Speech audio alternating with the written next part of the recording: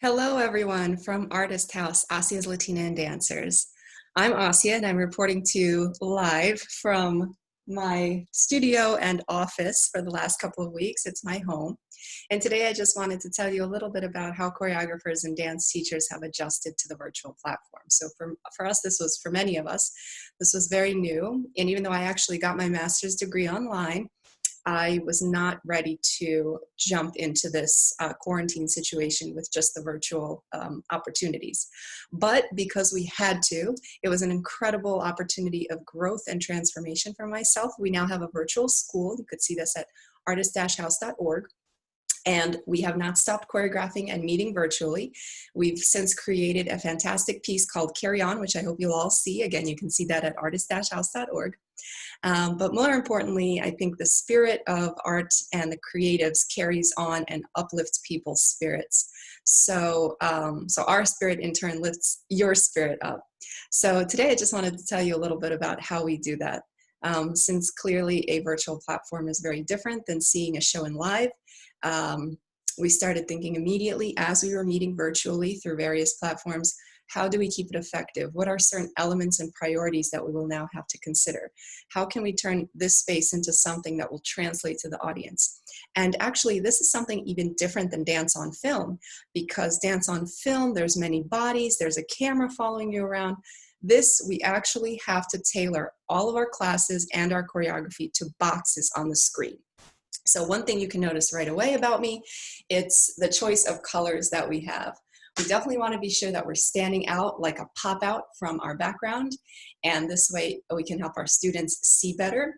Another is point of view. So right now you see I am very close to you, and this is something we have utilized in choreography.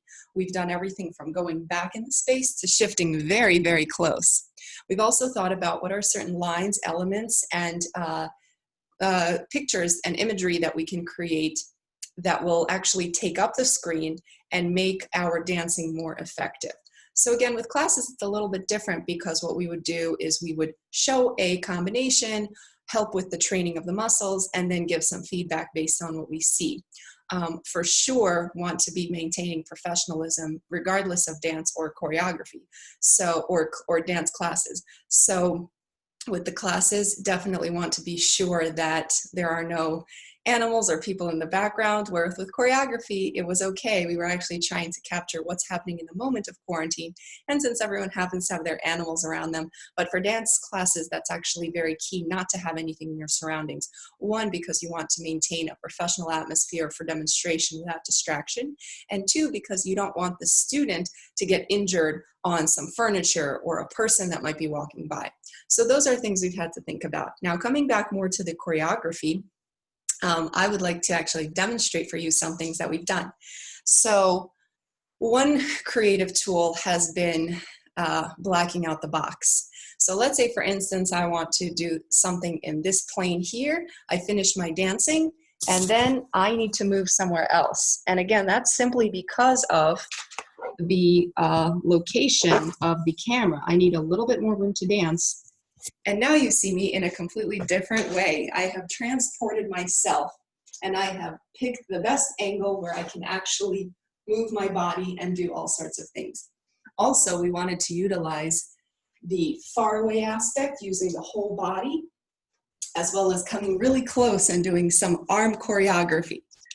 So I'm going to actually take you through our new dance that we just premiered April 2nd. It's called Carry On. It's a fantastic piece. It actually won already some choreographic competitions, and I'm going to walk you through that. The first thing we did was, now this was actually very tricky because we were meeting online. Not only were we trying to capture and embody what's going on with this COVID situation, but we also had to make it effective on the screen. So right now I'm going to take you through some elements, which again was tricky because in the virtual platform, the camera wasn't able to keep up with all the fast movement. And so we noticed a lag to the music and the movement. It was hard to sync, but this is what we came up with. I'm going to walk you through it, and then you can actually view the entire dance on our website. So, and I hope you'll do that. It's a fantastic piece. So the first thing we did was, to make it simple, we wanted to use arm choreography, just because it wasn't super complex, but at the same time, it would show a lot of movement on the camera. So we started with something like this.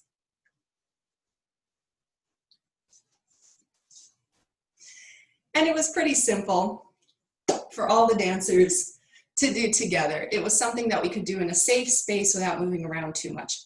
The next element, we actually wanted an element of surprise and getting closer to the audience. So we had a moment where we got closer and closer and did a little bit of a jump like this. And that was fun to think about. Then we decided, okay, well, what if we thought about the boxes on our screen, since there's 9 of us, that it should be almost like rooms in a house. So we all rolled away. And then, what's a fun, creative way to come back on? Well, we slid on, at which point we did a little bit more of the choreography. And then we decided we're going to use the standing space. Now, the key thing about the standing space is this is a dangerous area to be in because the viewer isn't sure, well, is the head supposed to be cut off? Am I supposed to be seeing this, or is the person just running out of room? So I did tell the dancers, if it's here, that's fine, because it's deliberate that it's just the legs or just the feet. But if you want to utilize your full body, you really have to pick a spot where you're fully visible. And so what I'm going to do for you right now is actually take you through a little bit more of the dance, just show you the beginning and show you how all of that actually came together. So here we go. This is Carry On to Beethoven's 7th Symphony, which was very significant because it was created to uplift people's spirits for soldiers that were returning for Napoleonic Wars. And we decided, well, this is a good time.